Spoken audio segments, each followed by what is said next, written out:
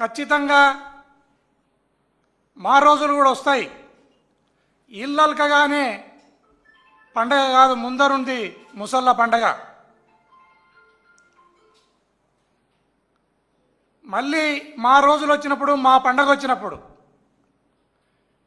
నీ తోలు తీసి తప్పెడకేసి ఆ తప్పెడను కూడా ఒక మంట పెట్టి దాన్ని బాగా కాంచి దడిగంచగన కానీ మేము ఆ తప్పెడను వాంచే రోజులు కూడా దగ్గరలోనే ఉన్నాయి. దాన్ని మీరు గుర్తుపెట్టుకోవాలని ఈ సందర్భంగా తెలియజేస్తున్నాను. గౌరవ మాజీ ముఖ్యమంత్రి వర్యులు జగన్మోహన్ రెడ్డి గారు ఆకాశంలో హెలికాప్టర్లో వస్తా అంటే హెలికాప్టర్ను ఎగరనివ్వరు, దిగనివ్వరు. రోడ్డు ఎంట వస్తా అంటే ఆంక్షలు. ఇంట్లో ఉంటే ప్యాలెస్లో ఉన్నాడంటారు, బయటకు వస్తే బందోబస్తు ఇవ్వలేని స్థితి ఈ ప్రభుత్వాన్ని. మనం బాగా గమనిస్తే గౌరవ జగన్మోహన్ రెడ్డి గారు గుంటూరు మిర్చియాడి పోయినప్పుడు ఏ రకమైన ఘటన చోటు చేసుకుందో మనం గుర్తు తెచ్చుకోవాలి. అదేవిధంగా ఇంకా చాలా ఆయన విజిట్లలో ఏ విజిట్కి కూడా సక్రమమైన బందోబస్తును ఈ ప్రభుత్వం అరేంజ్ చేయలేకపోయింది. గుంటూరు మిర్చియాడ్ తర్వాత రాప్తాడు నియోజకవర్గంలో పాపిరెడ్డిపల్లి అనే గ్రామానికి వస్తే అక్కడ ఆయన వచ్చినప్పుడు హెలికాప్టర్కు సరైన బందోబస్తు ఇవ్వక హెలికాప్టర్ రెక్కలు ఇరిగిపోతే దానిపైన కూడా మా కార్యకర్తలపైన, మా లీడర్లపైన కేసులు కట్టడం జరిగింది. అదేవిధంగా హెలికాప్టర్ పైలట్ పైన, కో పైలట్ల పైన కూడా కేసులు కట్టి వారిని విచారణకు పిలిచి మాకు హెలికాప్టర్ను కూడా ఇవ్వకుండా భయభ్రాంతులకు గురి చేయడం జరిగింది. ఇది ప్రభుత్వ కుట్రలో భాగమే అని నేను భావిస్తున్నాను. అదే కాకుండా రెంటపాల పల్నాడు సింగయ్య అనే వ్యక్తి మరణానికి ఈ ప్రభుత్వం కారణమైంది. ఎందుకంటే లక్షలాది మంది, వేలాది మంది ఆయన బయటకు వస్తే కలుస్తారనేది ఈ ప్రభుత్వానికి తెలుసు. తెలిసినప్పుడు సక్రమమైన బందోబస్తును ఏర్పాటు చేసుకునే బాధ్యత ఈ ప్రభుత్వానికి కాదా అని ఈ సందర్భంగా నేను విమర్శిస్తున్నాను. రోప్ పార్టీ సక్రమంగా ఉద్యోగం చేసి ఉంటే ఆ సింగయ్య అనే హత్య, ఆ మరణం అనేది జరిగేది కాదు అని ఈ సందర్భంగా తెలియజేస్తున్నాను.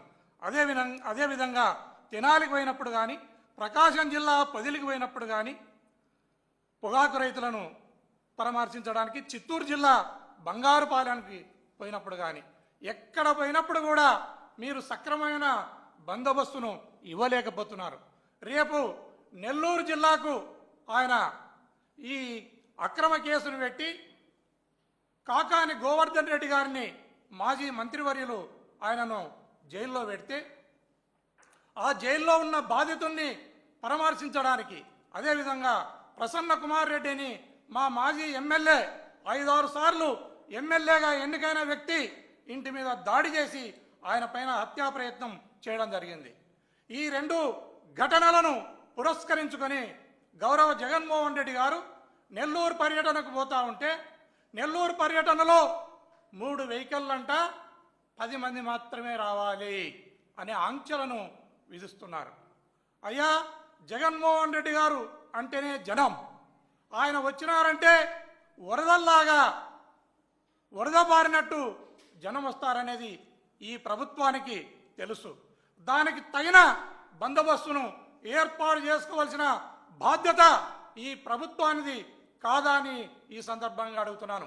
ఇంకా కొంతమంది పోలీస్ ఆఫీసర్లు అనేక రకాల రిస్ట్రిక్షన్స్ను ఆయన సభలకు, ఆయన బయటకు పోయినప్పుడు ఆయనను చూడడానికి రాకుండా నిలువరించాలి అని కొంతమంది పోలీస్ ఆఫీసర్లను ఈ ప్రభుత్వం ఉసిగొల్పుతా ఉంది, పురిగొల్పుతా ఉంది.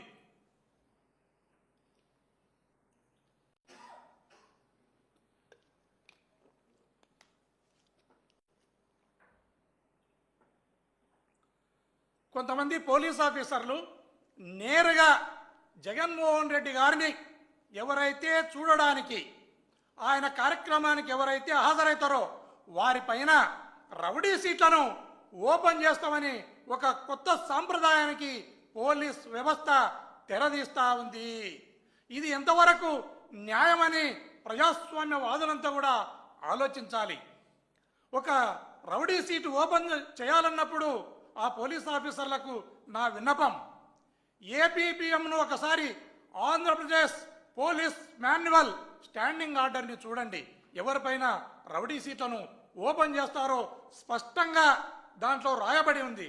దొంగతనాలు చేసిన వాళ్ళ మీదనో, దోపిడీ చేసిన వాళ్ళ మీదనో, మర్డర్లు చేసిన వారిపైననో, మానభంగాలు చేసిన వారిపైననో, ఫ్యాక్షనిస్టుల పైననో, అసాంఘిక శక్తులపైననో రౌడీ సీట్లను ఓపెన్ చేస్తారు. ఇది మనందరికీ తెలిసిన విషయమే. కానీ ఒక కొత్త సాంప్రదాయానికి ఈ ప్రభుత్వం ఆధ్వర్యంలో పోలీస్ వ్యవస్థ తెరదీస్తా ఉంది. అదేమంటే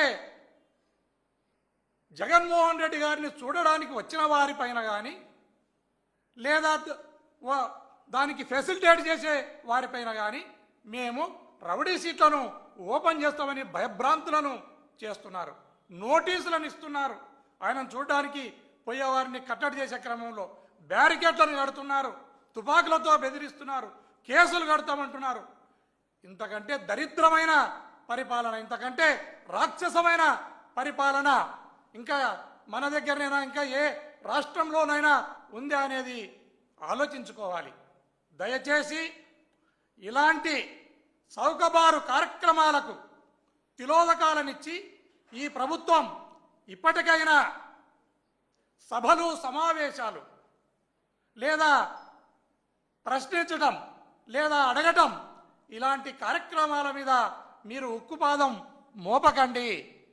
దయచేసి ప్రజలలో తిరుగుబాటు రాకముందే, ప్రజలలో మీ పైన అసహనం పెరగకముందే మీరు జాగ్రత్త పడి ఈ కార్యక్రమాలకు తిలోదకాలనిచ్చి గౌరవ జగన్మోహన్ రెడ్డి గారు ఎక్కడికి వెళ్ళినా ఈ రాష్ట్రంలో ఒక ప్రతిపక్ష నేత హోదాలో ఆయన ఎక్కడికి వెళ్ళినా మీరు సరైన బందోబస్తును కల్పించవలసిన బాధ్యత మీ పైన ఉంది. ముఖ్యంగా జగన్మోహన్ రెడ్డి గారంటేనే జనం. ఆయనకి ఏ రకమైన జనం వస్తారనేది ప్రభుత్వానికి తెలుసు. ఒకవేళ తెలియకపోతే వాళ్ళ ఇంటెలిజెన్స్ ఉంటుంది, వాళ్ళ స్పెషల్ బ్రాంచ్ పోలీసులు ఉంటారు.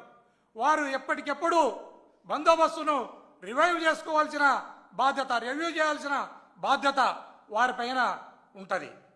వాళ్ళు ఎప్పటికప్పుడు జనం ఏ రకంగా వస్తారు, ఏ రకంగా వరదల్లాగా జనం వస్తారు, ఆ జనానికి తగినట్ల ఏ రకంగా బందోబస్తును ఇవ్వాలి అన్న జ్ఞానము, ముందస్తు జాగ్రత్త ఈ ప్రభుత్వం తీసుకోవాల్సిన బాధ్యత ఉంది.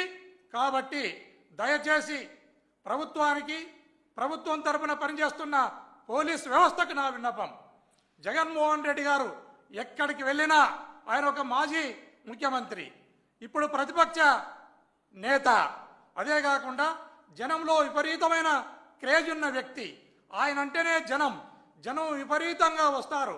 దానికి తగిన బందోబస్తును ఏర్పాటు చేసుకుని ఆయనను సభలు, సమావేశాలు పెట్టుకునే హక్కును లేదా జనంలో తిరిగే హక్కును మీరు కాలరాయకండి, తగిన బందోబస్తును కల్పించండి అని ఈ సందర్భంగా తెలియజేస్తూ ముగిస్తున్నాను.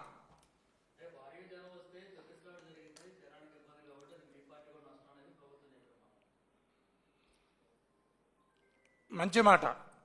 ఇప్పుడు మనము భారీగా వర్షాలు వచ్చి విపరీతంగా వరదలు వచ్చి డ్యాములు తెగిపోయే రకంగా, కట్టలు కొట్టుకుని పోయే విధంగా వర్షం వస్తుంది అని అంచనా ఉన్నప్పుడు మనం తీసుకోవాల్సిన ప్రభుత్వం ప్రజల ప్రాణాలకు నష్టం జరగకుండా ప్రభుత్వం తీసుకోవాల్సిన చర్యలు ఏ ఉంటాయో అలాంటి చర్యలనే జగన్మోహన్ రెడ్డి గారి విషయంలో కూడా జాగ్రత్త తీసుకోవాలి. ఆయన అంటేనే జనం వస్తారనేది ఈ ప్రభుత్వానికి తెలుసు. ఆ తెలిసినప్పుడు ఖచ్చితంగా మీరు తగిన బందోబస్తును ఏర్పాటు చేసుకోవాల్సిన బాధ్యత ఈ ప్రభుత్వానిదా కాదా అని ఈ సందర్భంగా తెలియజేస్తున్నాను.